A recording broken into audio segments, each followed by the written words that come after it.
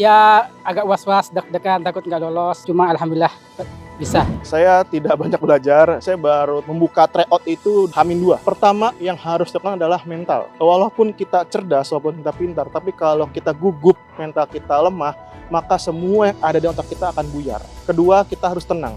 Ketika kita tenang, segala soal yang terlihat sulit akan bisa dikerjakan. Lalu yang paling penting adalah kita tetap berikhtiar ya. Alhamdulillah saya percaya dengan mengatur manajemen waktu dengan baik kita dapat menyelesaikan 110 soal secara total dalam waktu 100 menit. Halo kawan BRIN, seperti yang dapat Anda lihat saat ini saya sedang berada di kantor Regional 5 Badan Kepegawaian Negara, tepatnya di Ciracas, Jakarta Timur. Saat ini kita akan mengikuti proses dari seleksi kompetensi dasar CPNS BRIN tahun 2024. Kawan BRIN penasaran? Untuk itu langsung saja berikut kami sajikan informasinya untuk Anda. Seleksi kompetensi dasar atau SKD merupakan salah satu jenis tes CPNS tahun 2024.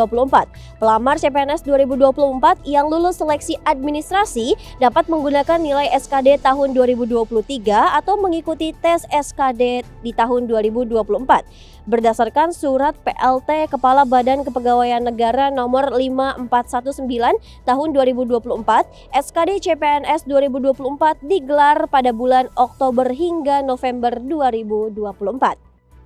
Baik kawan BRIN, saat ini saya akan mewawancarai salah satu dari panitia SKD CPNS BRIN pada tahun ini. Diana akan membantu menjelaskan terkait pelaksanaan SKD pada hari ini. Untuk itu berikut wawancaranya. Untuk pelaksanaan SKD BRIN di Ciracas ini dihadiri oleh 71 orang peserta, di mana terdiri dari berbagai formasi, baik dari formasi umum, ada formasi khusus juga, yaitu ada diaspora dan lulusan terbaik. Nah, untuk alurnya sendiri, jadi peserta pertama masuk untuk melakukan verifikasi administrasi. Setelah dicek kesesuaian administrasinya, kemudian peserta masuk untuk diberikan PIN. Gitu. Jadi setelah di-PIN, kemudian peserta melakukan body checking. Setelah body checking menitipkan tasnya di penitipan, setelah itu masuk ke ruang steril. Jadi setelah ke ruang steril baru pelaksanaan SKD-nya selama 100 menit. Untuk hari ini dari 71 peserta kebetulan 6 peserta tidak hadir gitu, Mbak. Baik, saat ini saya tengah berada di depan ruang steril di mana peserta juga tengah menunggu di ruangan ini. Setelah tadi melalui tahap registrasi lalu melakukan tahap body checking, peserta diarahkan untuk memasuki ruang steril sebelum nantinya memasuki ruang ujian. Dan tepat pada pukul 15.30 peserta akan mulai melaksanakan tes serta diberikan waktu sampai dengan 17:10 untuk mengerjakan soal tersebut. Dari total 334 pendaftar untuk 500 formasi peneliti ahli muda dengan kualifikasi S3, sebanyak 185 peserta lolos seleksi administrasi dan wajib mengikuti tes SKD.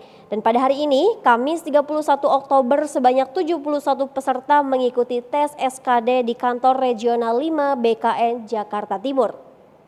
Pada saat pelaksanaan tes ini tentu kami bekerja sama dengan panitia dari BRIN pada saat pendaftaran, kemudian juga cek kartu peserta dan sebagainya itu dilakukan oleh panitia dari BRIN. Nah, kami tugasnya adalah berada di area ruang CAT. Tes ini menggunakan metode computer assisted test, dilakukan dengan cepat, akuntabel, dan transparan. Cepat artinya tidak membutuhkan waktu lama-lama, nilainya juga sudah bisa langsung keluar, pelaksanaan tes juga cuma hanya 100 menit.